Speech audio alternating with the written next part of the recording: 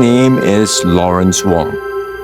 I was born in 1972. Singapore was a young nation with not much to our name. Our population was just over 2 million, and 66% of us were under the age of 30. But that did not stop our pioneers from believing in new possibilities and working hard to improve their lives. My parents were part of this story. My father, he came from Hainan Island as a teenager. He helped his father, my grandfather, who was then working as a chef on the Malayan railways. So my dad studied in Ipoh and came over to Singapore later as a young man looking for a job. My mother, she grew up in Kampong Ember. As a young girl, she was asked to stay home and look after the younger children in the extended family. So no chance to go to school. But she insisted on doing so, and my grandfather eventually relented. She completed her secondary education, and she later became a school teacher. One of my parents' proudest achievements was to be able to own their HDB flat, a brand new home in Marine Parade, at that time newly reclaimed from the sea. It cost them what was then a princely sum of $30,000. I attended Haig Boys Primary School, which was where my mother taught for more than 35 years. In fact, my older brother and nearly all my male cousins studied at the same school. Our education system went through many changes at that time. We had ability-based streaming, with students going on to Primary 7 and Primary 8 so as to reduce dropouts. And I remember my mother used to teach these older students too. It was also a time when Singapore's economy really took off. We grew at an average of nearly 13% a year, and we were one of the 4 Asian tigers. We emphasized the importance of education. But my school life remained relatively carefree. I enjoyed playing games like chapte, hantam bola, and football during recess. When it came to choosing my secondary school, I chose Tanjong Katong Secondary because most of my classmates were going there. I did well enough to obtain a PSC scholarship.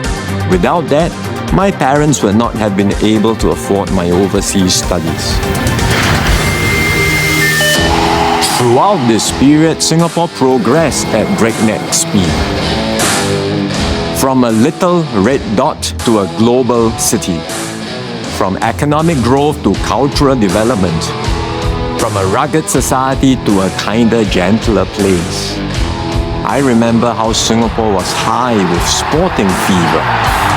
Fandi Ahmad was every boy's hero. Jocelyn Yeo was our golden girl. And in 1997, I started work. I was a research economist at MTI. Like most fresh graduates, I was brimming with confidence, armed to the teeth with all the theories I had learned in school.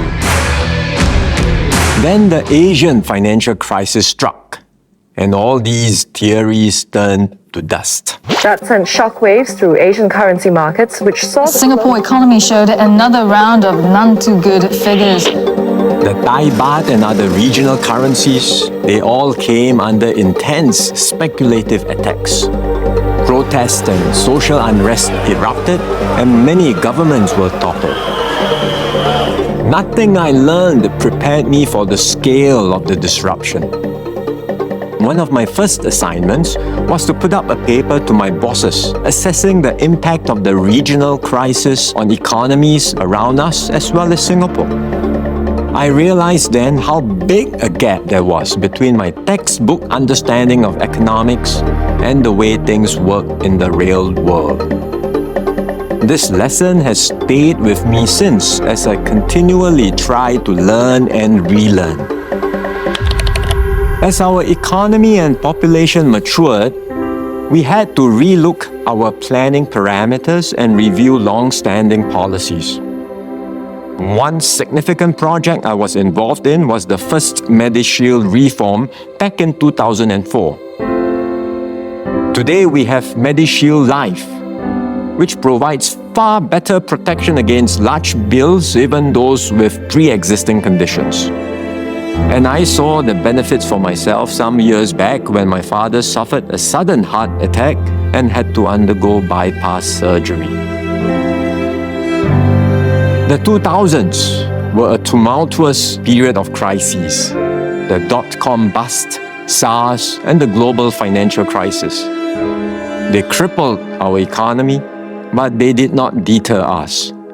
We restructured and diversified our economy, and we ensured that Singaporeans continued to get good-paying jobs.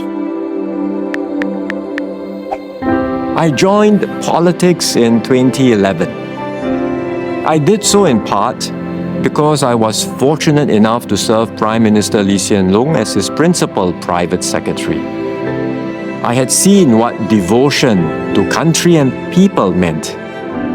He inspired me to consider what more I could do to contribute to the Singapore story.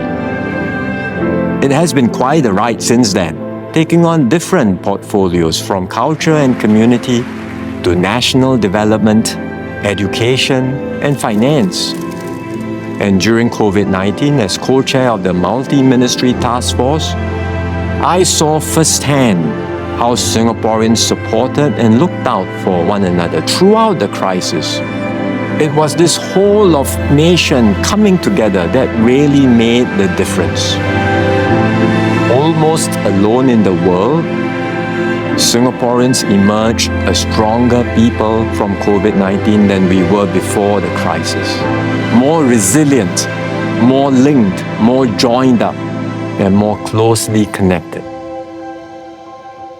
And this is why I launched Forward Singapore last year, to refresh our social compact, build on the strong links that exist in our communities, so as to make this place an ever more fair, just, and equal society. My story, like so many others in Singapore, is a story of possibilities. If you asked me 30 years ago if I had envisaged all this, my answer is no.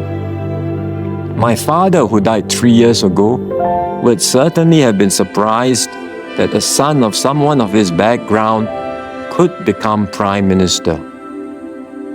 But it would have vindicated his faith that he had made the right choice coming to Singapore.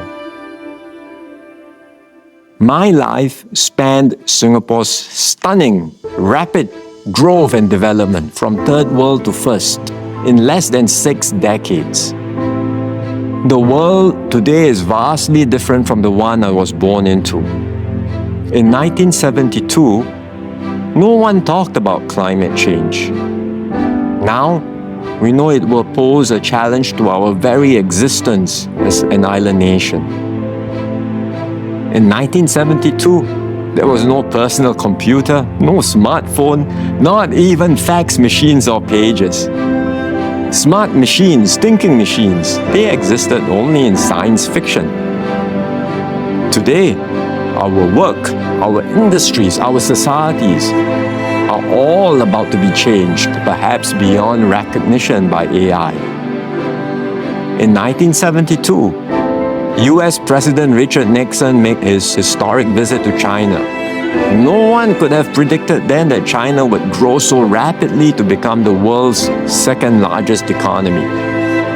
And not only China, now India too. The fraught and complex geopolitical challenges that a small city-state like Singapore will have to navigate today would have been unimaginable in 1972.